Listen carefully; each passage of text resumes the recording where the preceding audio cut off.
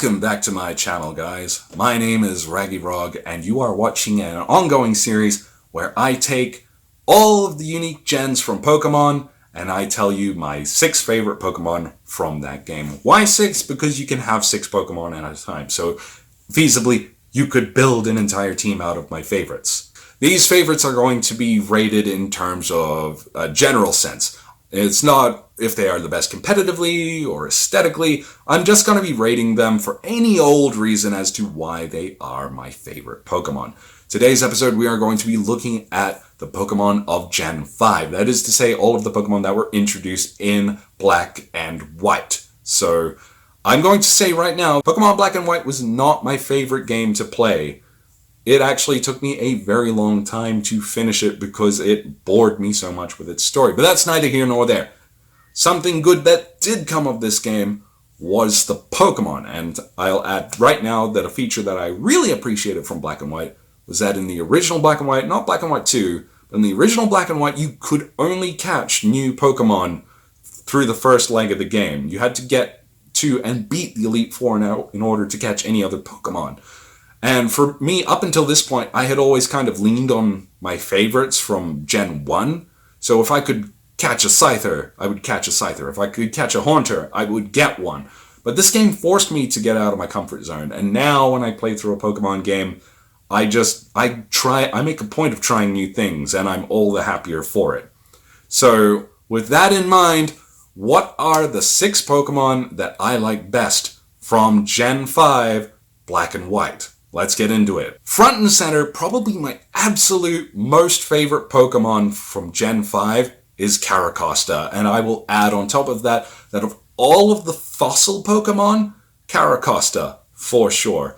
I couldn't tell you in plain Black and White, no pun intended, why Caracosta per se. I just really like him. He's got this big, tough guy look about him. He looks like he means business. And I vibe with that.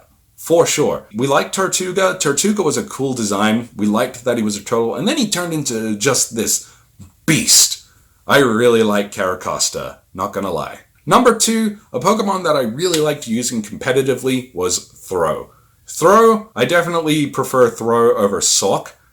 Throh has such good utility for me because he has the ability Circle Throw. And if you build his stats right, he can tank a hit pretty decently. So, similar to Probopass in my last video, you can put a red card onto Throw, and then you can take that hit, and then you can force your opponent to switch, and then you can just keep him on his toes with Circle Throw.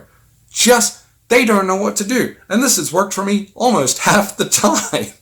But it's fun to do, and that's why I like Throw. Circle Throw with a red card. Don't take my advice competitively, I am not a professional. Thirdly, on this list, I have chosen Swabat.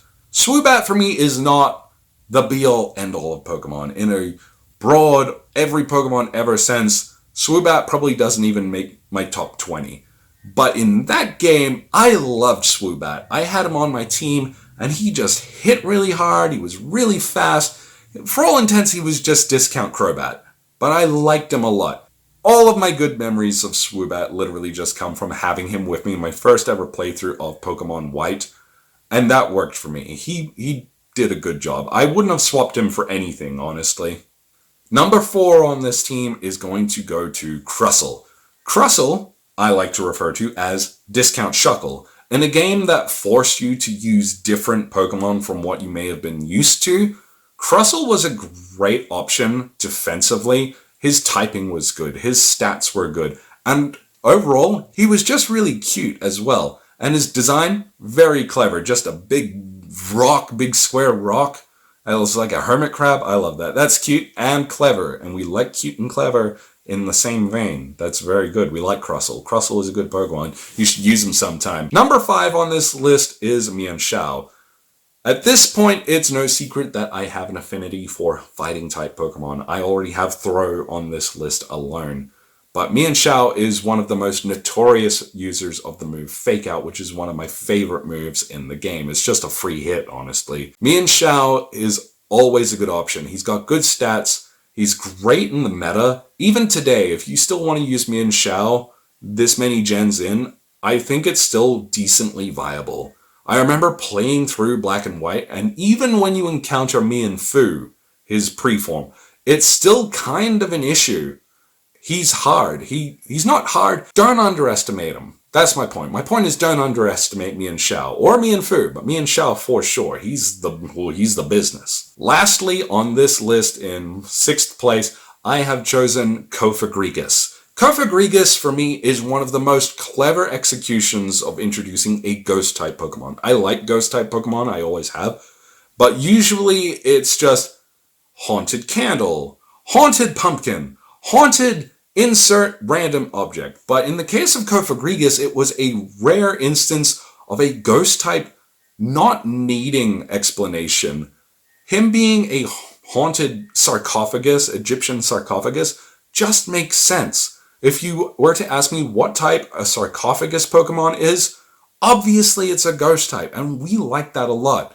I like his big ghostly hands. That's also a very unique thing just to him, and we appreciate that as well. We love when a Pokemon's design is unique to itself. We don't see it repeated too frequently, and they make sense. This Pokemon is very mysterious, very interesting, and well put together. And in the meta, I understand, I've never used him competitively, but I understand that he is a problem for some people. So for all of those reasons, we love Kofa Gragas. Kofa Gragas. He has a really hard to say name, and if there was anything I could change about him, it would be that.